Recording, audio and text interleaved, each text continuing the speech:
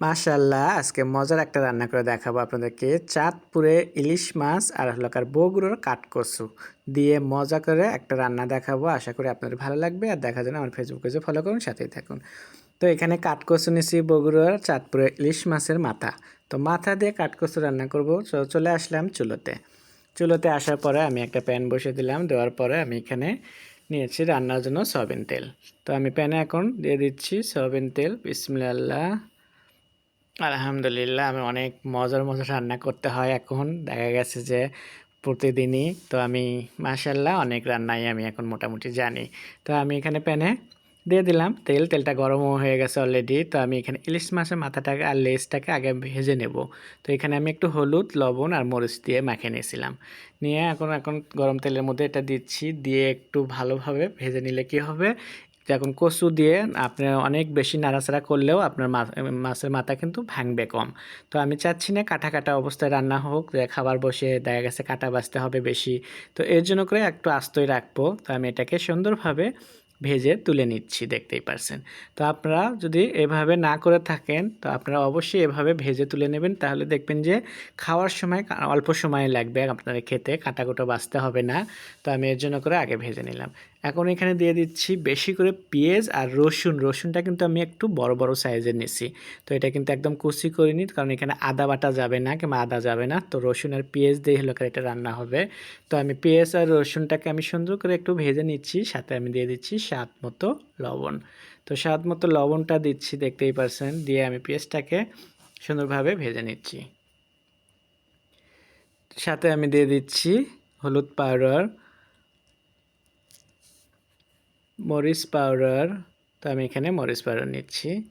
তো আমরা তো একটু ঝাল কমই খাই, সব তরকারিতে ওইরকমভাবে ঝাল খাওয়া হয় না, তবে এটা ঝাল হলে বেশি ভালো লাগে। তো আমি একটু মরিচ পাউডারের সাথে আমি দিয়ে দিচ্ছি একটু ভাজা ধনের পাউডার। সাথে দিয়ে দেবো আর একটু ভাজা জিরে পাউডার। তো আমি এখানে ব্যাস্ট এই অল্প উপকরণ দিয়ে আজকে আপনাদের মজাদার ইলিশ মাছের মাথা দিয়ে কচু রান্না করে দেখাবো। তো আমি এখন মশলাটাকে কষানোর জন্য করে সাথে আমি একটু নিচ্ছি পানি। তো আমার সব সময় গরম পানি ফ্লাক্সে থাকে রেডি একদম। তো আমি গরম পানি দিচ্ছি, দেখতেই পারছেন। দিয়ে পেঁয়াজটাকে একটু নরম করে নিচ্ছি, তাহলে গ্রেভিটা খুব সুন্দর একটু মাখা মাখা হয়ে যাবে। তো যাই হোক, আমি সাথে এখন দিয়ে দেবো ইলিশ মাছের মাথাটাই আমি আগে প্রথমে দিয়ে দিচ্ছি, দেখতেই পারছেন। তো ভাজে রাখা ইলিশ মাছের মাথাটা আমি দিয়ে দিচ্ছি। দিয়ে আমি একটু নাড়াচাড়া দিলাম, আর সাথে আমি কাঠকচুটাও দিয়ে দিচ্ছি। এখন কাঠকচুটা দিয়ে আমি এটাকে আবারও একটু নাড়াচাড়া দিয়ে নিলাম, দেখতেই পারছেন। তো কাঠকচুটা কিন্তু আমি আজকের আগে না, শুধু আমি 2 দিন আগে রান্না করছিলাম, তখন খুবই ভালো সিদ্ধ হয়ে গেছিলো, একদম আলুর মতো। আমাদের যে বগুড়া আলু যে সহজে তাড়াতাড়ি সিদ্ধ হয়ে যায় এরকম। তো আমি কাঠকচু আর ইলিশ মাছের মাথাটাকে আমি একসাথে মিশিয়ে নেওয়ার পরে আমি রান্নার জন্য করে দিয়ে দিচ্ছি গরম পানি।